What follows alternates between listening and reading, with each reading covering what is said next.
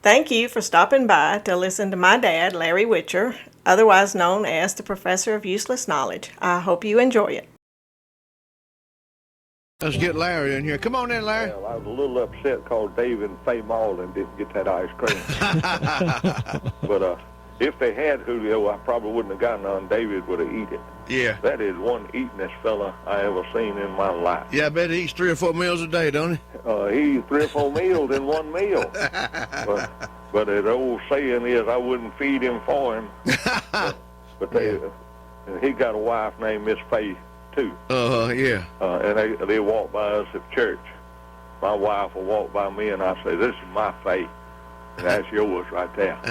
Yeah. But today is 2 of my favoriteest things day. What's that, Larry? Pralines and catfish. Yeah, buddy, I tell you what. Now, you don't eat pralines and catfish, like hush puppies. No. Praline can't take place hush puppy. And a praline, Julio, I believe you got a praline mixed up with them pecans that they fix up yonder at Stone Mountain. Yeah, that's what that's the only pralines I know of, because I've seen them call them pralines, yeah. Yeah, well, now, the praline, it ain't nothing but sugar. It's sweet, and Joel cannot buy a bag of them. Why not? You buy pralines single or not over 2, unless you got enough money to burn a wet mule. Well, tell us about what you're talking about, Larry. Well, the praline, there'll be little brown candy-like things with a pecan inside of it. Cooked together, to make just a few pralines, it takes 3 cups of sugar, a cup of evaporated milk, 3/4 a cup of margarine, 2 cups of pecans, and a tablespoon of vanilla extract. They use 1/2 a cup, 1/2 a cup of white sugar, and 1/2 cup of the brown sugar. Okay. But they are delicious, but they are expensive. Yeah. And Joel can't get them on the way home because I hear him down at the radio station at 10 o'clock. And I hear him in the morning at 6 o'clock, and they ain't open during them times. So we'll sneak him off up there. What we'll have to do, I'll just pick up Joel one when he leaves, put it on my window ledge, and he can pick it up on the way home. And the next is a catfish now. Oh, man. I wonder what your daddy would have done if he's sitting on the creek bank fishing, and all of a sudden a catfish walks out of the water, walks up towards him. See, there is a species of walking catfish, Julio. I've heard of them, yeah. Yeah. Well, my uncle, he used to work for the county down in Florida. He said there's nothing worse on the road than for a pond of walking catfish to decide they want to cross the road and get in the other pond. Really? When cars go to running over them, he said that's the slickest thing you can possibly get. Oh. But now these fish has the ability of staying out of water a long time, Julio. They can breathe a little air along with their water. They came into Florida from Asia. That's where they're native of. But the ones down in came, I think, from Thailand that invaded Florida. They brought them in for aquarium fish. Oh, yeah, and then somebody decided, well, I'll just turn them loose here in the pond. Yeah, they either decide they're going to turn them loose or they have. There was a thing, they were use the aquatic trade, and they're going to raise them and sell them. I see. Now, they actually don't walk like you and I walk or like a dog walk. They can put the 2 pectoral fins down, Julio, and that will hold them upright. Then they switch their tail from one side to the other, and as they switch the tail, that gives them a forward movement, and kind of like a snake-like movement. Yeah. But they got out in Florida. Wasn't there some kind of big flood or something down there several years ago? And they had them on the news or something, and a lady was saying her yard was full of walking catfish. Full of walking catfish. Now, they can live outside of the water as long as they're in a kind of a damp area. They usually bed in slow-moving, slimy-looking water in a swamp.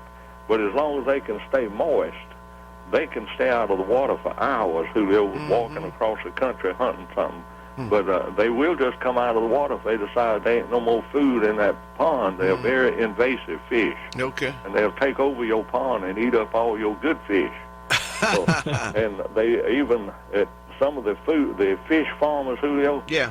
They have to build fences to keep the walking catfish out of their pond. Now, what about you see this man got a fence built out and say, the fence kind of low, ain't it? Mm. He said, well, it's just to keep the catfish out of my pond. I never heard of such. But they do have to protect where they raise fish, farm fish. Uh-huh. They have to keep the catfish out. They'll get in there and eat up every one of their good fish. Well, I didn't know it. I guess you can eat the things. Yeah, I was going to say, ring how do they taste? Probably taste just like a catfish. Hmm. Because that's what they look like. They look just like a regular old catfish. Yeah. The picture of them, now, if you had one on the end of a hook, it might look a little different. That sounds a little eerie, don't it? Walking catfish, you know, if you say you live down next to several lakes or something, and then all of a sudden wake up one morning, there's a bunch of them going out across your backyard or something. That would be so scary. Some in California where they reported they had thrown them out of the aquarium, got tired of fooling with them, throw them out of the aquariums, and it don't take long for them to take over a pond. How about that? And some places they've tried to pass laws where you can't have walking catfish. Well, let's talk about catfish on a plate now. Let's talk about some fried catfish, Larry. Nothing's no better, is it? There ain't nothing no better than a fried catfish with hush puppies, with little jalapeno peppers and onions in with the hush puppies, and about a gallon of tea. Yeah. Nothing is good with catfish but tea. Slice me up a lemon to go in that tea, and a little bit of lemon to squeeze over your fish. No, you take a whole lot of lemon, lot of lemon on the fish. Yeah, you're going to have to, yeah. When we used to go out to Paul's place out, the truck stop place. That's right. I forgot the lady's name that runs it now. We've eaten out there. Cindy Butler. It's Katie's Diner. Katie's Diner.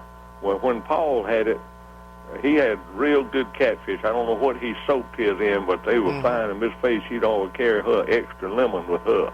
Yeah. And your daddy would come out there, and we'd sit there and eat them catfish, and he'd suck the bone. Yeah, like a corn on the cob. Well, what he did, he suck all the meat off the bone, and then he'd separate the head part from the backbone. Yeah. And hand it to the little waitress. Say, here now, you take his home, let it dry, and you can use that for a cone. Hey, she's got some great tasting catfish out there now, so we all got to go out there and eat, Larry. Yeah, they're good. We enjoy going out there eating catfish. We got to go out there to Katie's Diner. Yeah. Katie's Diner got a good, and they have them crab legs, but crab legs, you can't eat enough crab legs to get full because it takes so much effort to fix them. You just never quit eating. You just eat we just hit them. His face says they're all gone or you've had enough. Okay then. Thank you, Mr. Know-it-all. No way to eat enough crab legs to get full. So y'all eat pralines today, but not with catfish. We'll think about that. Okay. All right. Okay then. Thank you, Mr. Know-it-all.